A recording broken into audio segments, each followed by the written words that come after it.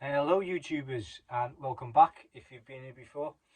I just thought I'd do a quick video this evening.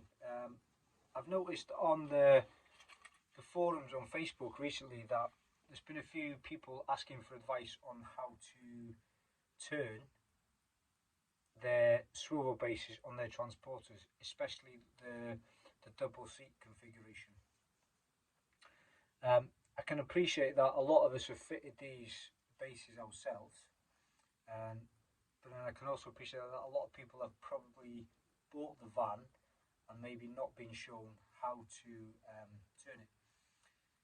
There's quite a few of them on the market.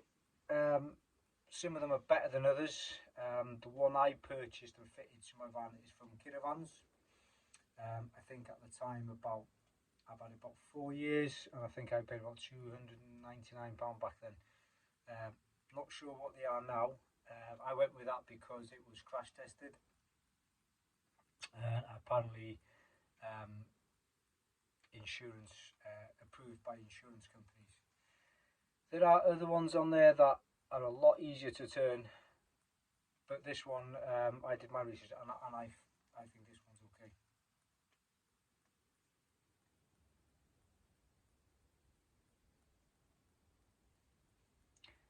There are other brands, shall we say, on out there, and some of them are actually really easy to turn. But the ones that are really easy to turn, the securing bolts, if you like, are inside the actual seat. Which, if you're like me, in my double seat I store vehicle jacks, first aid kits, tow rope, some tools, spare pegs. It's basically full. So if I had to take all that out every time I wanted to spin that chair around, it'd just be a bit of a faff in my mind. So I decided against it. Casper Van Life, if you don't follow him, nip over to his channel and have a look. He did a video on the one that he's got in his van, and to be honest, it does look absolutely amazing. It pulls out really easy, and it actually pulls back into the back of the van, and you can actually spin it to your side door and sit there and having a chill whilst looking out your door. But it goes back to that thing where the bolts are inside, so I decided not to go for that. Anyway, I've had this from new. I've had it 3-4 years now. I'm a dab hand at turning it, and once you get used to it, I don't actually think it's that bad. What I will say though, if you're going to store kit inside your seats, I think Kiravans do a mod where you can buy some plates that go in there and create like a little bed, if you like. But I did some myself. I just made a cardboard template, put it on some wood, cut it out with a jigsaw, carpeted it in this stuff basically, and put it down there, and that stops your items or your tools lying on the actual bed that it swivels on, and creates a little gap. So that's important. Anyway, enough of me waffling. I will give you a demo. If you've got any questions, leave them below.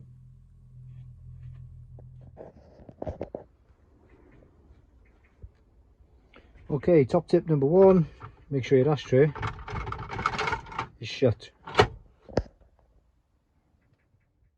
Okay, so on the model from Kiravans, as you can see, we've got 2 bolts at the rear, and we've also got 2 bolts at the front. Okay, self-explanatory. Unscrew them, and if you have a look on the actual bolts, you will see like a little pin that goes through there. Okay, so when you've undone it, line them pins up with the slots either side. Pull it up and then turn it, and then that just keeps it up high out with the threads. Okay, I've already unscrewed them just to speed the video up. Do exactly the same at the front. Okay, so this is the part that I imagine everybody has trouble with. Okay, The instructions you get from Kiravans, which if anybody wants a copy, I'll try and dig them out and we can sort something. I'll scan them and email them to you. But the top tip and the main thing you need to remember is grab the back of the chair and you want to push it towards the 1 o'clock position, okay, towards the gear stick.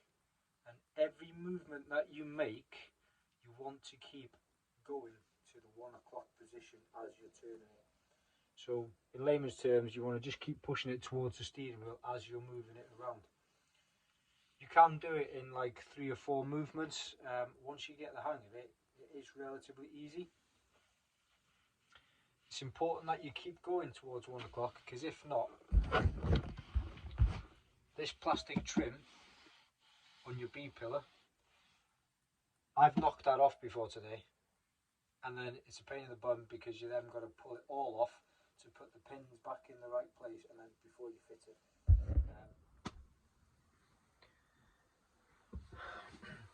Okay, so here we go.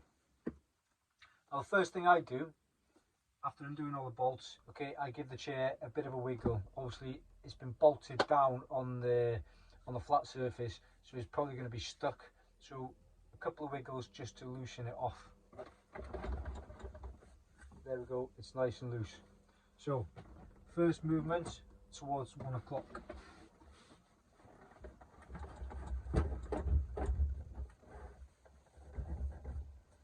So get it turned, push it towards the steering wheel or the gear stick.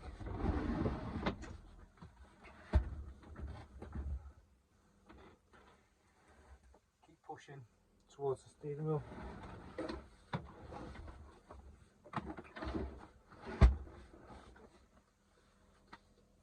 And there we go, it's that simple.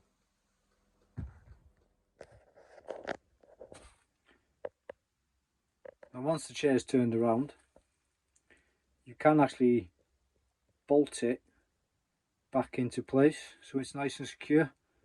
Personally, I never bother. The only thing I do is just push it back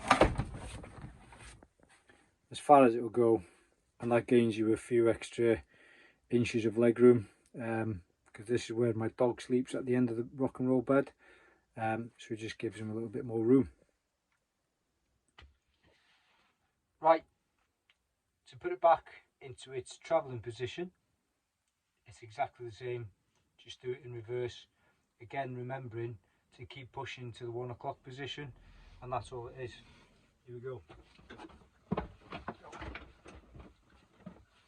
Push it over to 1 o'clock, a bit of a turn, 1 o'clock, turn, 1 o'clock, 1 o'clock, 1 o'clock, 1 o'clock, 1 o'clock.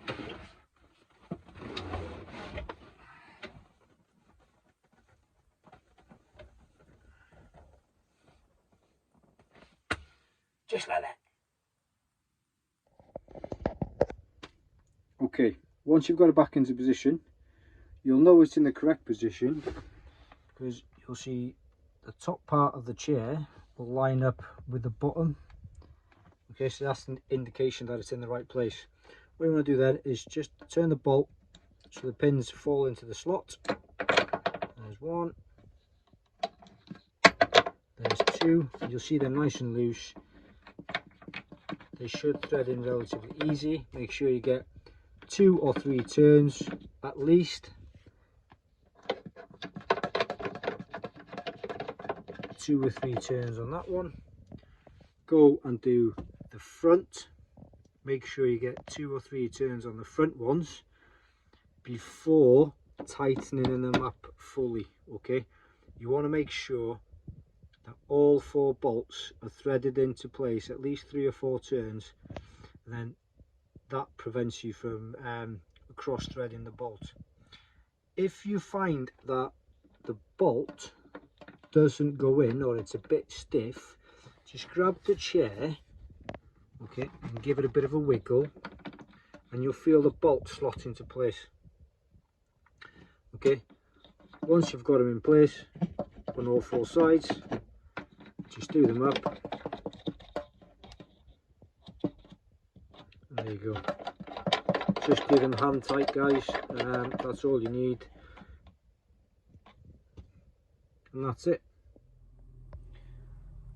Right, so that's it. I hope you took something away from that for, you know, if you've ever struggled trying to turn one of these. Just to summarise, okay, undo all the bolts, give it a bit of a wiggle just to loosen it off because it may not have been used in a long time, and remember, just keep moving to the 1 o'clock, okay, towards the steering wheel, turn it, steering wheel, turn it, steering wheel, or 1 o'clock, whichever is easiest for you to remember. Just keep pushing it towards 1 o'clock. If you don't, you will knock that trim off, and it is an absolute pain because then you've got to take it all off, got to reseat all the pins before you put it back, okay, pain. Yeah, maintenance wise, like I said, I bought this from new, so I've got the instructions from Kiravans. Maintenance wise, keep the threads clean on all the bolts, maybe a bit of WD-40, and then underneath, once you've slid the seat, you will notice that it's sliding on a white plastic surface. It is recommended that obviously you keep that clean. You know, you'll get dog hair under there, you'll get stones, grit, sand if you've been to the beach, so it becomes quite crunchy when you turn it on. So give that clean with a brush, and then it says to lubricate it with a silicone spray. Okay, and then that helps it slide. So that's the only maintenance there is really. When you're keeping it or storing it into the travelling position, get it into place, line it up, make sure all 4 bolts drop in, 3 or 4 turns on the thread. Once you've got all 4 threaded, then you can tighten them up individually, and they only need to be hand tight, okay? You don't need to get 2 hands on there, or you know, get a spanner or some kind of wrench, okay? Hand tight, that's all it needs.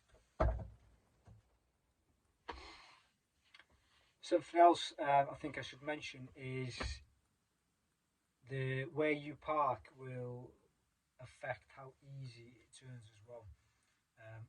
If you're like me and you end up carrying a lot of weight there, like I've already mentioned, I've got, you know, a bottle jack in there, tow ropes, spanners, tools, my mallet for knocking in pegs. I've got quite a lot of heavy stuff in there, so that makes it obviously harder because you obviously have to turn all that weight.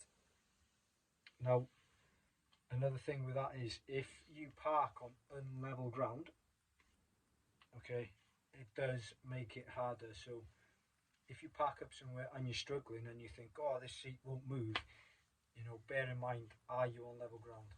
Okay, are you on a hill? If you're on a hill, it's going to be twice as hard to turn it. Yeah, so that's pretty much it. I think I've covered everything. If you've got any questions, please leave them in the comments below. Thanks for coming back if you've been here before. If this is your first time, please consider subscribing. I've got some more videos coming out soon.